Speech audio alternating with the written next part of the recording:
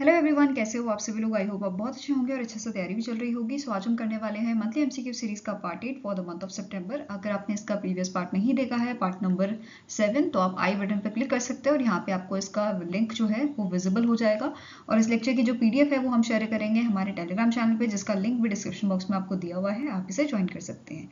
तो चलिए जल्दी से स्टार्ट करेंगे आज का लेक्चर। तो फर्स्ट क्वेश्चन है, in Paris Paralympics 2024, India won dash medals and secured 18th position among the 170 participating nation. तो इंडिया ने जो अभी हमारा पैरा ओलंपिक्स आपका खत्म हुआ था इन मंथ ऑफ सितंबर, उसमें कितने मेडल जीते थे? तो इंडिया ने जो है 29 मेडल जीते थे। ठीक है, कितने मेडल जीते थे इंडिया ने? 29। अगर यहाँ पे बात की जाए जो आपका टोक्यो वाला पैरालंपिक्स था, उसमें कितने मेडल जीते थे इंडिया ने? तो 2020 में इंडिया ने 19 मेडल जीते थे और 2024 का जो आपका पैरालंपिक था इसमें 29 मेडल जीते थे। क्लियर है? और रैंक कितनी थी इंडिया की? It was 18th fine out of 170 participating nation. अब 29 मेडल में से 7 गोल्ड थे, 9 सिल्वर थे और 13 आपके ब्रॉन्ज मेडल थे। वहीं पे अगर टॉप 5 कंट्रीज की बात करें तो पहला नंबर आपका आता है चाइना का, followed by Great Britain, USA, Netherland and Brazil. China के टोटल आपके कितने मेडल थे? 220 मेडल थे और 94 गोल्ड मेडल इन्होंने जीते थे। 49 जीते थे आपके ग्रेट ब्रिटेन ने एंड यूएसए ने 36 गोल्ड मेडल जीते थे। ठीक है, नेक्स्ट इसकी कुछ डिटेल देख लेते हैं जिससे आपका क्वेश्चन बन सकता है। तो पहला कि आपका 2024 का जो समर पैरालंपिक्स था ये कब से शुरू हुआ था? आपका 28 अगस्त से स्टार्ट हुआ था और 8 सितंबर को फिनिश हुआ था। कौन सा एडिशन था? It was the 17th edition. इसका मोटो था गेम्स वाइड ओपन। किसने होस्ट किया था? पेरिस, फ्रांस ने इसे जो है होस्ट किया था। इंडिया के कितने एथलीट्स ने यहाँ पे पार्टिसिपेट किया था? टोटल 84 एथलीट्स थे, जिसमें से 32 फीमेल एथलीट्स थी और 12 स्पोर्ट्स में जो है पार्टिसिपेशन यहाँ पे हमारे एथलीट्स का देखा गया था। ठीक है, next, chief the mission for India Paris 2024 Paralympic condition. तो इनका नाम है सत्य प्रकाश सांगवान, जो वाइस प्रेसिडेंट भी हैं आपके पैरालंपिक कमेटी ऑफ इंडिया के। देन इंडियन पैरा एथलीट्स जिन्होंने पार्टिसिपेट किया है 3 नए स्पोर्ट्स में। तो कौन से स्पोर्ट्स थे ये पूछे जा सकते हैं? तो paracycling, para rowing and blind judo. तो ये 3 न्यू स्पोर्ट्स में पार्टिसिपेट किया था इंडियन पैरा एथलीट्स ने। नेक्स्ट इज फीमेल एथलीट्स जिन्होंने, ठीक है, फीमेल एथलीट्स जो हैं 84 में से 10 मेडल्स जो हैं वो फीमेल एथलीट्स ने लाए हैं। 1 गोल्ड है इसमें से, 1 सिल्वर है और 8 ब्रॉन्ज हैं। देन फ्लैग बेयरर्स के ऊपर क्वेश्चन बनता है। तो ओपनिंग सेरेमनी में सुमित अंतिल एंड भाग्यश्री जाधव जो है ये आपके फ्लैग बेरियर थे। क्लोजिंग सेरेमनी में फ्लैग बेरियर कौन थे? हरविंदर सिंह जो आर्चर हैं एंड प्रीति पाल जो स्प्रिंटर हैं। ये आपके क्लोजिंग सेरेमनी के लिए जो है फ्लैग बेरियर हैं। इसके अलावा ऑफिशियल एक्सेसिबिलिटी पार्टनर कौन है? It is Swayam. Fine, next है ऑफिशियल बैंकिंग पार्टनर कौन था? इंडसइंड बैंक था। गोल्ड स्पॉन्सर आपका था SBI life insurer. Then Paralympic का फर्स्ट एडिशन कब हुआ था? तो 1960 में ये हुआ था। इसके अलावा president of International Olympic Committee ये कौन है? Andrews Parson. President of Paralympic Committee of India, इसके आपके प्रेसिडेंट कौन है? देवेंद्र झझरिया। पैरालंपिक सिंबल जो है ये आपके तीन एगिटोज होते हैं, रेड, ब्लू और ग्रीन कलर के। और यहाँ पे आप देख सकते हो कैसे धीरे धीरे करके जो लोगोज हैं उनमें चेंज आता गया और अभी जो हमारा लोगो है ये आपका फॉलो किया जा रहा है। ठीक है, एगिटोज का मतलब क्या होता है? It is I move. Fine, next जो इंडियन एथलीट्स थे जिन्होंने रिकॉर्ड तोड़ा है या कुछ इंपॉर्टेंट चीजें जो पैरालंपिक में हुई थी उससे रिलेटेड इंफॉर्मेशन आप डिस्कस करते हैं। जैसे नित्याश्री सिवन जो है इन्होंने ब्रॉन्ज मेडल जीता था newly introduce women single badminton SH6 class में। ठीक है, इसमें इन्होंने जो है ब्रॉन्ज मेडल जीता है। देन नवदीप सिंह जो है इन्होंने जो है गोल्ड मेडल जीता है mains javelin throw F41 class में, जो आपकी with a new Paralympic record. कितना इन्होंने रिकॉर्ड बनाया है? 47.32 मीटर का, to register India's first ever medal in this category. Next is Praveen Kumar जो है इन्होंने जीत हासिल की थी men's high jump T64 class में with a Asian record of 2.08 meter at this Paralympic 2024 का जो हुआ था। देन वर्ल्ड सचिन सर्जीराव खिलाड़ी, इन्होंने सिल्वर मेडल जीता है मेंस शॉटपुट F46 इवेंट में एंड इन्होंने यहाँ पे एक रिकॉर्ड बनाया है। इनका रिकॉर्ड थ्रो था 16.32 मीटर का। देन दीप्ति जीवानी जी, इन्होंने एक तरह से हिस्ट्री बनाई है पेरिस ओलंपिक में, पेरिस ओलंपिक में, पैरालंपिक बेसिकली। एंड ये first intellectual impaired Indian athlete बनी है जिन्होंने पैरालंपिक मेडल जीता है। और इन्होंने कौन सा मेडल जीता था? Bronze medal in a women's 400 metre T20 class. ठीक है, इस कैटेगरी में इन्होंने ब्रॉन्ज मेडल जीता था और इसे जीतने वाली पहली महिला बनी है। ठीक है, then India Sheetal Devi and Rakesh Kumar, इन दोनों का जो डुओ था, ठीक है, डुओ बेसिकली जो आपका mix compound open archery event था, उसमें इन्होंने यहाँ पे जो है आपका वर्ल्ड रिकॉर्ड ब्रेक किया है। इस वजह से ये न्यूज में थे with a combined score of 1399 to set a new Paralympic record. तो इन्होंने नया रिकॉर्ड बनाया है, तो इस वजह से ये आपके इंपॉर्टेंट हो जाते हैं। इसके अलावा जो शीतल देवी है, इनकी एज है 17 एंड ये इंडिया की यंगेस्ट पैरालंपिक मेडलिस्ट बनी है and she was the only female armless Archer at the Paris 2024। तो ये सारी चीजें क्लियर है। नेक्स्ट यहाँ पे आप जो है इंडिया के जो विनर रहे हैं आपके, ठीक है, उनकी पूरी लिस्ट यहाँ पे देख सकते हो। जैसे हरविंदर सिंह, इन्होंने ये पैरा आर्चरी से आपके पैरा आर्चरी स्पोर्ट्स के हैं और उन्होंने गोल्ड जीता है मेंस इंडिविजुअल रिकर्व ओपन में। ऐसे ही शीतल देवी जो है, देन इन्होंने मिक्स टीम कंपाउंड ओपन में जो है आपका ब्रॉन्ज मेडल जीता है। फॉलोड बाय राकेश कुमार, इन्होंने अगेन ब्रॉन्ज मेडल जीता है मिक्स टीम कंपाउंड में।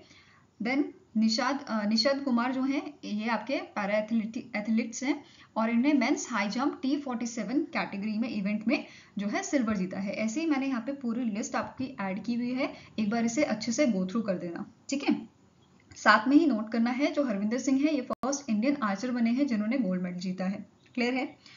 नाउ नेक्स्ट, यहाँ पे आप वीडियो पॉज करके अच्छे से देख सकते हैं। एक चीज जो नोट करने वाली है, जो प्रीति पाल है, ये फर्स्ट इंडियन एथलीट बनी है जिन्होंने बेसिकली ट्रैक मेडल जीता है पैरालंपिक में। ठीक है, तो ये ध्यान में रखना है। आराम से इसे वीडियो पॉज करके देख लीजिए। नाउ नेक्स्ट क्वेश्चन आपका है, international day for south south corporation is annually observe across the globe on dash. तो इंटरनेशनल डे आपका साउथ साउथ कॉर्पोरेशन का सेलिब्रेट किया जाता है, ऑब्जर्व किया जाता है 12 सितंबर को, और इसका थीम आपका था 2024 का a better tomorrow through south south corporation. Fine. Next is, as per the 9th edition of US News and World Report Annual Best Countries Ranking 2024, India secured dash rank with overall score of 46.4। तो इस list में, इस ranking में India की कितनी rank थी? तो it is your 33rd rank. India की 2023 में जो है 30th रैंक थी और इस बार इंडिया की रैंक स्लिप होके 33rd हो गई है। तो ये आपको ध्यान में रखना है। अगर बात की जाए आपकी फर्स्ट 3 कंट्रीज की, तो सबसे पहला नंबर आता है स्विट्जरलैंड का, जिसकी सबसे अच्छी ओवरऑल परफॉर्मेंस थी और इसका जीडीपी कितना है आपका 885 बिलियन $, वेरस पॉपुलेशन इसकी है 8.85 मिलियन की। देन यहाँ पे एक और चीज नोट करना है, स्विट्जरलैंड जो है लगातार 3 साल से इस फर्स्ट पोजीशन पे जो है बना हुआ है। देन सेकेंड नंबर पे जापान का नाम आता है, जिसकी जीडीपी आपके 4.21 ट्रिलियन $, है एंड पॉपुलेशन कितनी है 125 मिलियन। यूएस की बात करें तो ये 3rd नंबर पे बना हुआ है और इसकी जीडीपी आपकी 27.4 ट्रिलियन $, की है and its population is 335 million. Fine. अब कुछ डिटेल में आपकी जो है हाईलाइट्स देख लेते हैं। जैसे जो ये आपकी रैंकिंग है, ये प्रिपेयर किसने की है? US news and world report ने in collaboration with Wharton School of University of Pennsylvania and WPP जो ग्लोबल कम्युनिकेशन कंपनी है। सेकेंड, यहाँ पे जो है आपके टोटल 73 डिफरेंट एट्रीब्यूट्स पे बेस्ड आपकी ये रिपोर्ट होती है, जिसे ग्रुप किया गया है 10 थीमेटिक रैंकिंग में, या आप सब रैंकिंग बोल सकते हो, जिनका नाम है adventure, agility, cultural influence, entrepreneurship, heritage, movers, open to business, power, quality of life and social purposes. ठीक है। नेक्स्ट पॉइंट है, जो कुवैत एंड आइसलैंड है, ये पहली बार इस रैंकिंग में जो है शामिल किए गए हैं। इन्होंने पहली बार बेंचमार्क क्राइटेरिया को फुलफिल किया है। ठीक है। देन बात करें अगर इंडिया की, तो इंडिया का पॉपुलेशन जो है ये आपका अराउंड 1.4 बिलियन इसमें मेंशन किया गया है with a GDP of 3.55 trillion $। ठीक है। इंडिया में अमंग दी 10 सब रैंकिंग्स, इंडिया जो है सिर्फ 2 ही कैटेगरी में टॉप 10 कंट्रीज में शामिल हुआ है। एक कैटेगरी मूवर्स है जिसमें इंडिया की रैंक 7th है, दूसरी कैटेगरी आपकी है हेरिटेज कैटेगरी जिसमें 10th रैंक इंडिया ने हासिल किया है। इसके अलावा पावर कैटेगरी में इंडिया की रैंक जो है 12th पोजीशन पे थी और कंसेक्यूटिवली 2nd ईयर हम इस पोजीशन पे बने हुए हैं। फाइन। वाइल इंडिया ने कल्चरल इन्फ्लुएंस कैटेगरी में जो है स्लिप हमें देखने को मिला है, पहले हमारी पोजीशन 29 पे थी, अब ये 34 हो गई है 2024 में। फाइन। नाउ स्टार्टिंग इन्फॉर्मेशन देखें, US news and world report जो है इसके current executive chairman and CEO कौन है? एरिक जे जेटलर। हेडक्वार्टर्स का लोकेटेड आपका वॉशिंगटन डीसी यूएसए में। Fine. Next is India's first silicon carbide manufacturing facility is to be built in dash state. So कौन से स्टेट में आपकी बिल्ड की जाएगी इंडिया की पहली silicon carbide manufacturing facility? It is Odisha. Odisha के भुवनेश्वर में ये की जाएगी। ठीक है, अब यहाँ पे आपको नोट करना है टोटल इन्वेस्टमेंट यहाँ पे जो है वो आपके 620 करोड़ की है। फाइन। एंड इसे बिल्ड किया जाएगा EMC park in Info Valley in which is located in the Bhubaneswar Odisha. अब ये जो प्रोजेक्ट है इसे डेवलप किसने किया है? Mumbai based RIR power electronics limited ने। एंड यहाँ पे ये भी मेंशन किया गया है जो इस फैसिलिटी में प्रोडक्ट्स मैन्युफैक्चर किए जाएंगे उसे एक्सपोर्ट किया जाएगा फॉरेन मार्केट जैसे नॉर्थ अमेरिका, यूरोप और एशिया में। क्लियर है? नेक्स्ट क्वेश्चन है, which of the following option is correct with respect to the department of telecommunications recently announced significant reform to simplify telecom licensing and equipment approval process. तो पहला आपका यहाँ पे point क्या बोल रहा है कि in experimental licence category for the case not requiring inter ministerial consultation the license will be deemed issued after 30 days if no decision is conveyed. Next है, in demonstration license category without IMC inter ministerial consultation licence जो है ये आपको grant कर दिया जाएगा after 15 days। Next point क्या बोल रहा है, all application of equipment type approvals for license exempt wireless devices are now granted on the self declaration basis. Both A and B are correct, all A, B and C are correct. तो answer क्या हो जाएगा? Option number E, that is ये तीनों ही points आपके correct हैं, A, B, C point. तो answer is option number E। अब बात करते हैं की हाइलाइट्स की, जैसे changes to experimental licence category. इसमें क्या चेंज किया गया है? पहला पॉइंट है आपका for experimental licence fix timelines जो है इंट्रोड्यूस की गई है for quicker approvals. Second point हम पहले डिस्कस कर चुके हैं, for cases not requiring inter ministerial consultation licence जो है ये आपका 30 days में आफ्टर 30 days इशू कर दिया जाएगा। अगर यहाँ पे IMC की जरूरत पड़ी, ठीक है, इन दैट केस जो डिपार्टमेंट ऑफ टेलीकम्युनिकेशन है they will seek comments with in 7 days of receiving the complete application. Application मिलते ही 7 दिन के अंदर इनको जो है कमेंट करना होगा। ठीक है, अगर कोई कमेंट रिसीव नहीं होता a provisional license will be granted after 60 days और ये आपका जो है कन्वर्ट हो जाएगा रेगुलर लाइसेंस में आफ्टर 90 days। क्लियर है? Next is changes to demonstration licence. इस कैटेगरी में विदाउट IMC जो लाइसेंस है वो 15 दिन में जो है आपका दे दिया जाएगा। एंड अगर विद IMC की बात करें, विद इंटर मिनिस्ट्रियल कंसल्टेशन की बात की जाए तो in that case after 45 days ये लाइसेंस जो है ग्रांट कर दिया जाएगा। फाइन। इसके अलावा लास्ट आपका पॉइंट क्या बोल रहा है, जो ये चेंजेस हैं they are based on the TRAI recommendation, telecom regulatory authority of India के रिकमेंडेशन पे ये चेंजेस किए गए हैं, जिनका मेन एम क्या है, टाइम डिलेज है उनको कम करना, innovation to foster the innovation, streamline करना रेगुलेटरी प्रोसेस को in the telecom sector. Next is identify the ministry that has launched a Trade Connect e-platform to enhance international trade opportunities for Indian exporters, particularly जो आपके MSMEs हैं। ठीक है, तो कौन सी ministry ने यहाँ पे लॉन्च किया है ट्रेड कनेक्ट ई-प्लेटफॉर्म को? It was launch by the ministry of commerce and industry. ठीक है, किसने लॉन्च किया है? It is done by the ministry of commerce and industry. इस प्लेटफॉर्म का मेन एम क्या है कि इंडिया का जो ग्लोबल मार्केट शेयर है उसको बढ़ाना है, उसको बूस्ट करना है and free trade agreements benefit जो है वो ऑफर करना है स्मॉल बिजनेस और एंटरप्रेन्योर्स को। फाइन। अब प्लेटफॉर्म जो है ये डेवलप किसने किया है?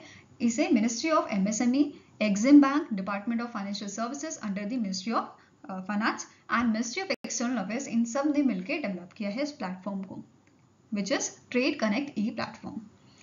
Now next is which bridge is in Mumbai was recently inaugurated by Union Minister Piyush Goyal। जो Ministry of Commerce and Industry के आपके Union Minister हैं, इन्होंने मुंबई में अक्रोली ब्रिज जो है इसको इनॉग्रेट किया है। क्लियर है?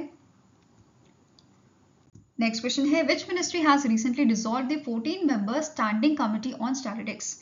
तो इनमें से कौन सी मिनिस्ट्री है जिन्होंने डिसॉल्व कर दी है 14 member standing committee on the statistics? It was done by the Ministry of Statistics and Program Implementation. ठीक है, it is done by the Ministry of Statistics and Program Implementation इन्होंने 14 मेंबर की जो committee है इसको dissolve किया है, which was lead by the Pranab Sen. ठीक है, अब इन्होंने एक नई कमेटी यहाँ पे बनाई है, steering committee for the national sample service based on the recommendation from the national statistical commission, और इसके चेयर बनाए गए हैं राजीवा लक्ष्मण कर्नादिकर। ठीक है, ये जो चेयरमैन है आपके नेशनल स्टैटिस्टिकल कमीशन के, और यहाँ पे ये भी मेंशन किया गया है इसमें जो आपकी प्रीवियस ये वाली कमेटी थी, स्टैंडिंग कमेटी ऑन स्टैटिस्टिक्स, इसके एटलीस्ट 4 मेंबर्स तो इसमें होने चाहिए। क्लियर है? नेक्स्ट क्वेश्चन है, recently in September the union minister Kiren Rijiju launch 6 initiative as a part of 100-day achievements of ministry of parliamentary affairs in New Delhi, which among the following initiative is not a part of this 100-day achievement. तो ministry of parliament affairs का यहाँ पे basically जो 100 days achievement था, इस दौरान, इस celebration के दौरान, इस इवेंट के दौरान 6 इनिशिएटिव यहाँ पे लॉन्च किए हैं। अब कौन कौन से इनिशिएटिव ये हैं? नेशनल विधान एप्लीकेशन 2.0, NEVA नेशनल विधान application public portal version 2.0, subordinate legislation management system that is SLMS and consultative committee management system. ये चारों ही जो है इसके पार्ट रहे हैं। तो आंसर क्या हो जाएगा? Option number A, she box portal यहाँ पे लॉन्च नहीं किया गया है, ये इसका पार्ट नहीं है। इसके अलावा बाकी 2 आपके इनिशिएटिव कौन से हैं? National youth parliament scheme portal 2.0, national youth parliament scheme for Eklavya model residential school. ठीक है, ये टोटल 6 इनिशिएटिव थे जो इसका पार्ट रहे हैं आपके। फाइन। नेक्स्ट है the Indian cyber crime coordination centre I4C recently in September launched its 4 key initiative on its Foundation Day event at Vigyan Bhavan, New Delhi. Now question is I4C establish कब किया गया था? तो इसे establish किया गया था आपका 2018 में। ठीक है, कौन से ईयर में स्टैब्लिश किया गया था? 2018 में। 5 अक्टूबर 2018 को इसे स्टैब्लिश किया गया था under the central sector scheme under cyber and information security division of ministry of home affairs. अब I4C के स्टैटिक इन्फॉर्मेशन देखें तो CEO इसके राजेश कुमार हैं, हेडक्वार्टर लोकेटेड आपका न्यू दिल्ली में। अब यहाँ पे इनका जो है इनॉग्रल फाउंडेशन डे सेरेमनी हुआ था, जिसमें अमित शाह जी ने, जो यूनियन होम मिनिस्टर हैं आपके मिनिस्ट्री ऑफ कॉर्पोरेशन के, एंड यहाँ पे इन्होंने जो है 4 इनिशिएटिव लॉन्च किए थे। कौन कौन से इनिशिएटिव हैं इसके नाम याद रख लो? Cyber fraud mitigation centre, Samanvay platform, cyber commando programme and suspect registry for prevention of cyber crime. ये 4 इनिशिएटिव इनके द्वारा लॉन्च किए गए थे। क्लियर है? नाउ इस इवेंट में यहाँ पे इन्होंने जो अमित शाह जी थे, इन्होंने मेंशन किया था that there are 7 joint cyber coordination team जो आपकी बनाई गई है मेवाट, जमतारा, अहमदाबाद, हैदराबाद, चंडीगढ़, विशाखापट्टनम और गुवाहाटी में। इसके अलावा यहाँ पे जो I4C ऑर्गेनाइजेशन आपकी है, इन्होंने एक इफेक्टिव अवेयरनेस कैंपेन लॉन्च यहाँ पे किया गया था, जिसका नाम क्या है? साइबर दोस्त। इसके अलावा यहाँ पे जो राजेश कुमार जी हैं, जो आपके CEO हैं I4C के, इन्होंने यहाँ पे इंफॉर्मेशन शेयर की थी कि I4C जो है एक्शन ले रहा है against up to 60,000 online contents जो आपका साइबर क्राइम से रिलेटेड है। ठीक है, since March 2024।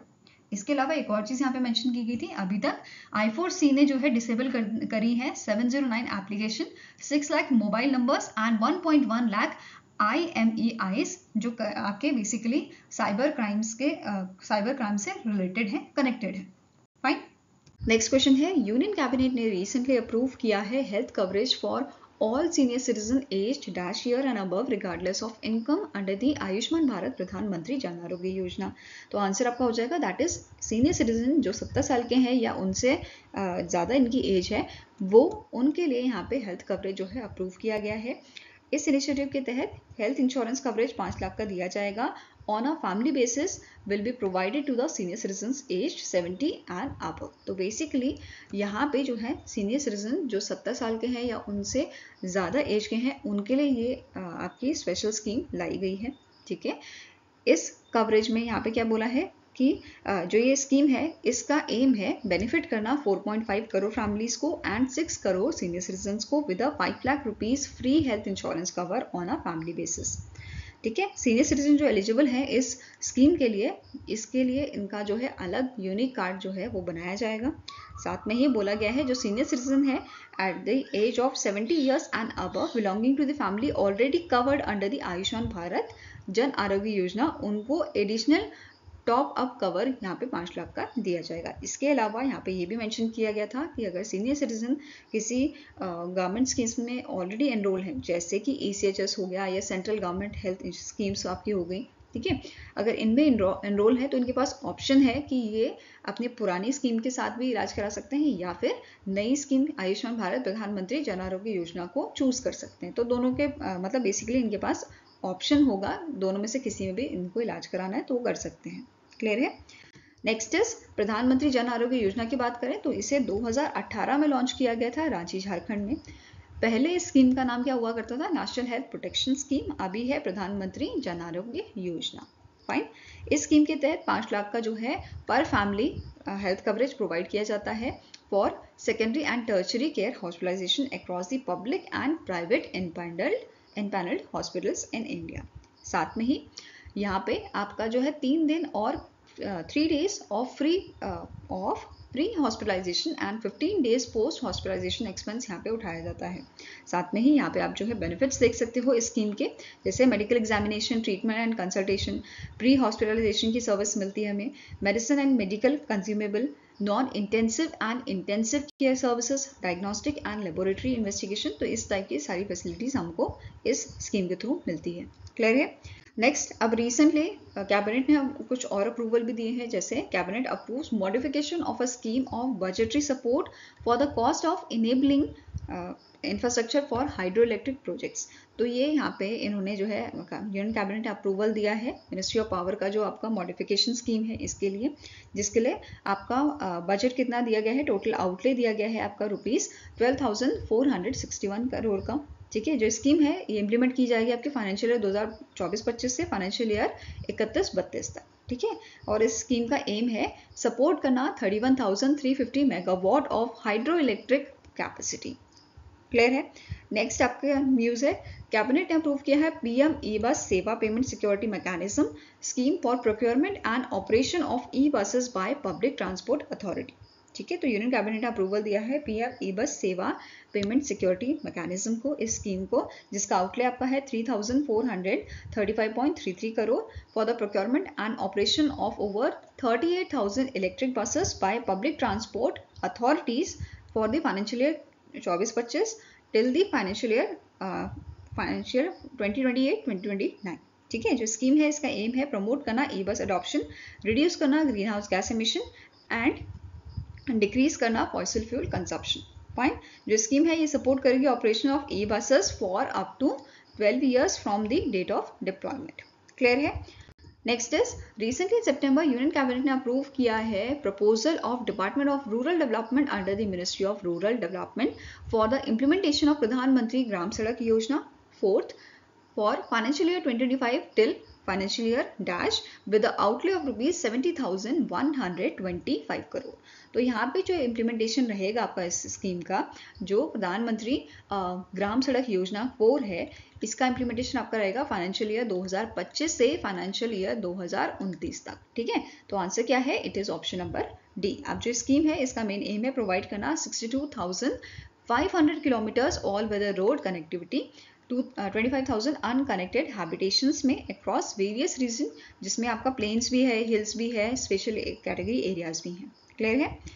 Next is, the union cabinet has approved the proposal for implementation of a PM electric revolution in innovative vehicle enhancement that is PM E-Drive scheme with N outlay of ₹10 crore over 2 years। तो कितना amount यहाँ पे दिया गया है, कितना investment दिया गया है सरकार की तरफ से? इट इज 10,900 करोड़ का। ठीक है, आंसर आपका हो जाएगा ऑप्शन नंबर बी 10,900 करोड़। अब जो स्कीम है इसका मेन एम है एक्सेलरेट करना इलेक्ट्रिक व्हीकल अडॉप्शन।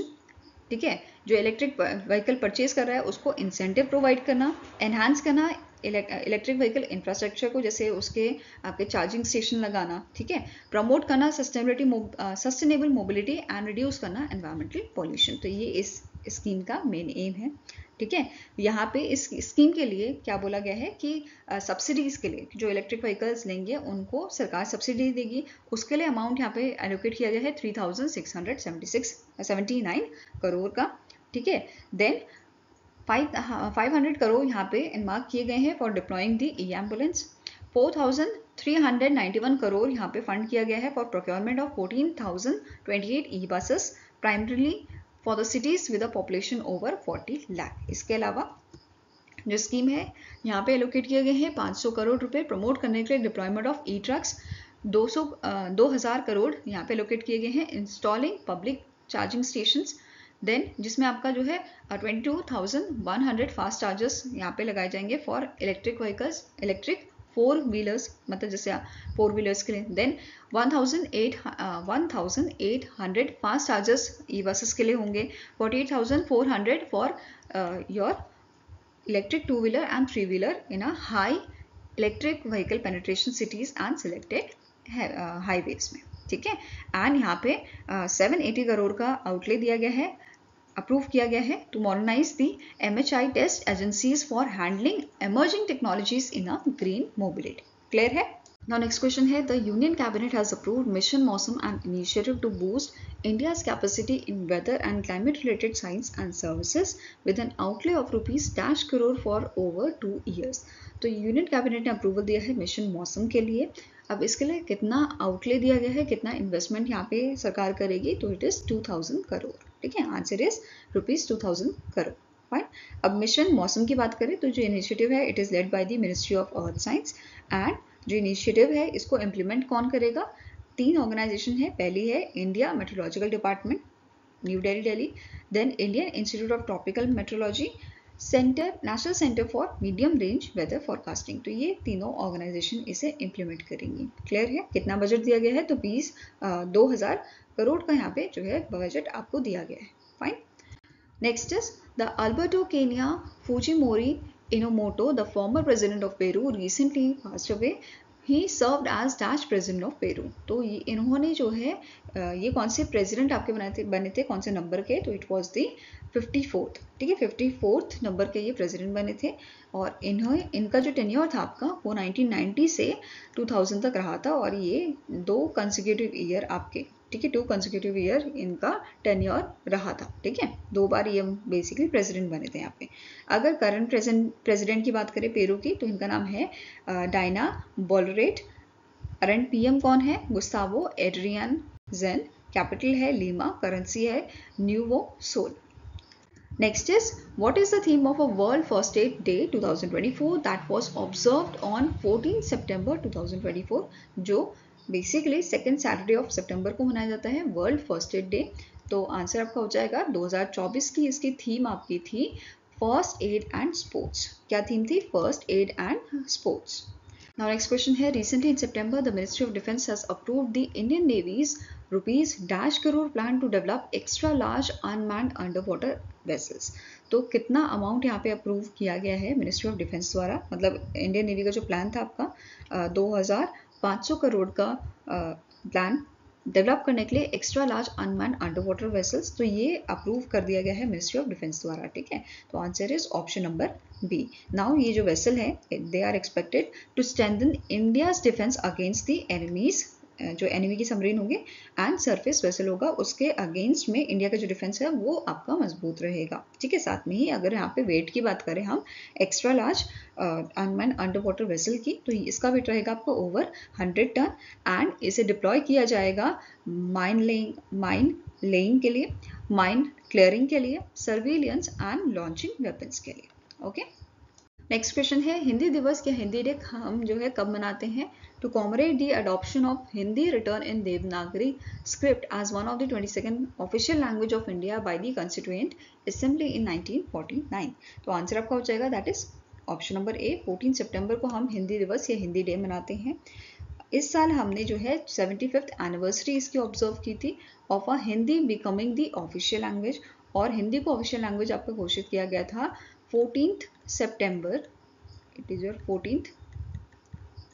14 September 1949 को, ठीक है।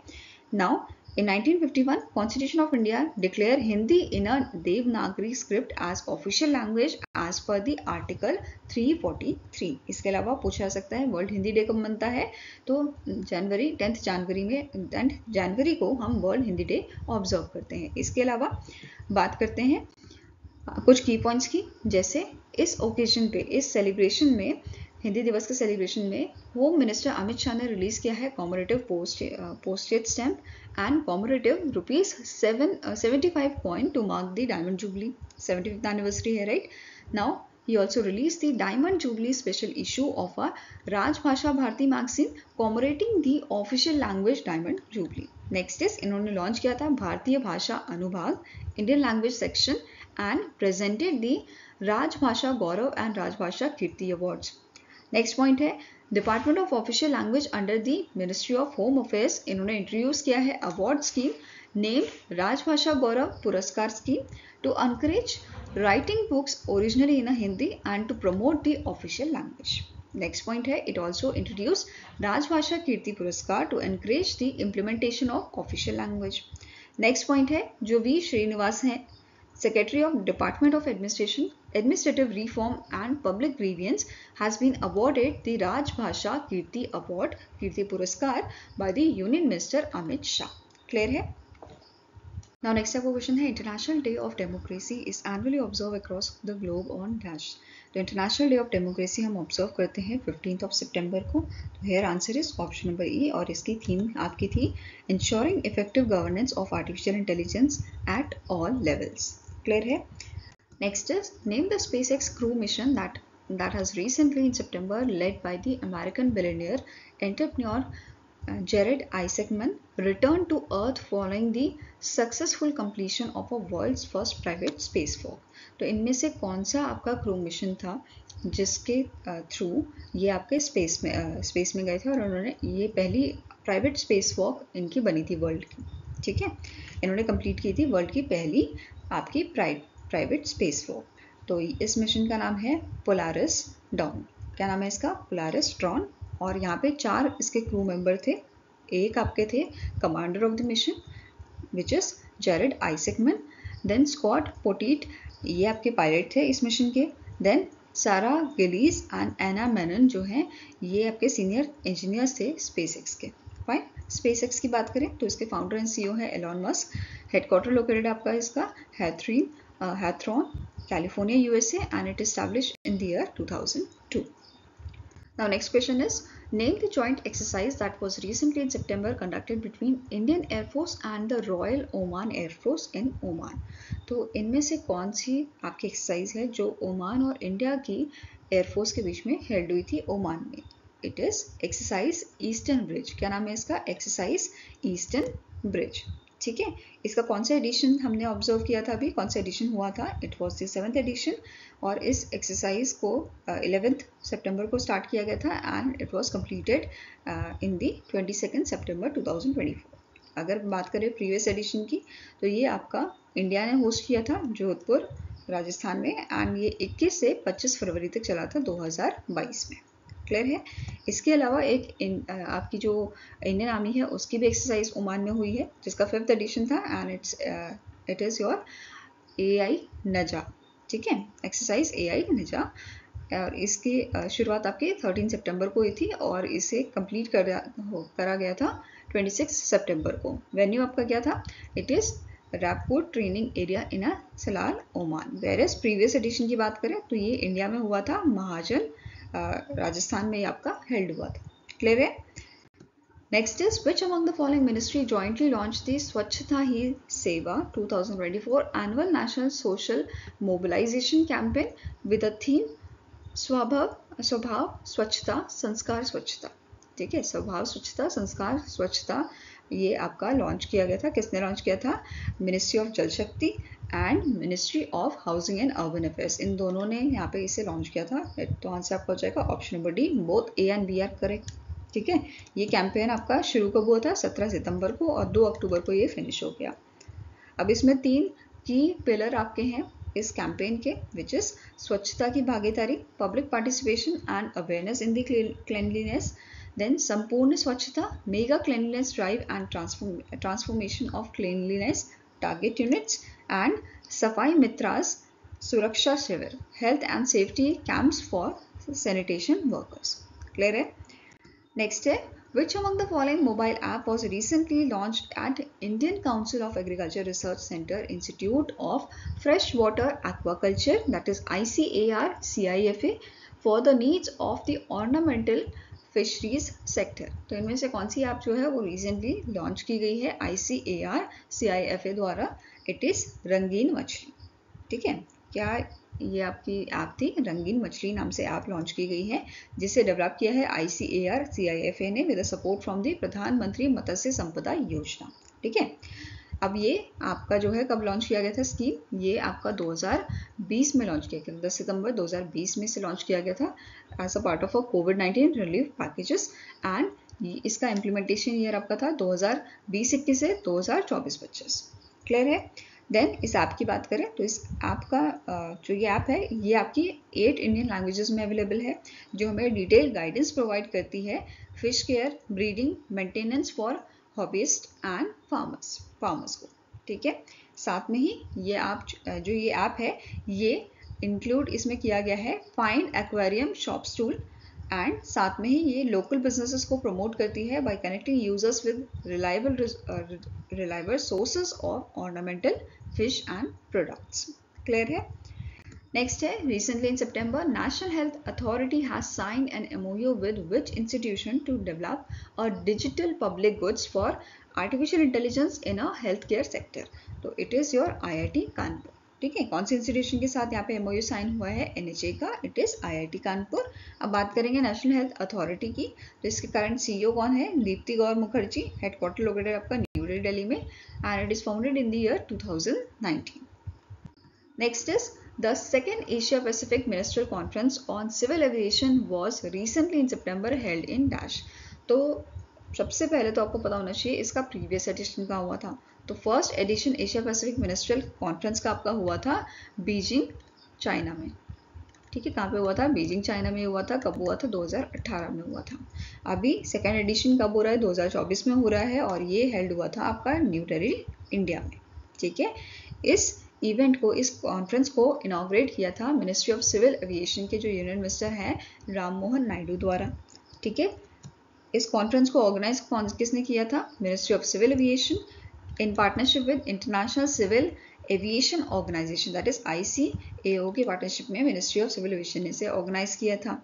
इसके अलावा जो हमारे यूनियन मिनिस्टर हैं इन्होंने हाईलाइट किया था कि जो एशिया पैसिफिक रीजन है it is all set to become the largest aviation market by the 2035 with a more than 3.5 billion passengers annually। Clear है? इसके अलावा स्टार्टिंग इन्फॉर्मेशन देखेंगे ICAO की, तो इसके सेक्रेटरी जनरल करेंटली है Juan Carlos Salazar Gomez. Headquarter located आपका Montreal Canada में, एंड इसे 1944 में स्टैब्लिश किया गया था।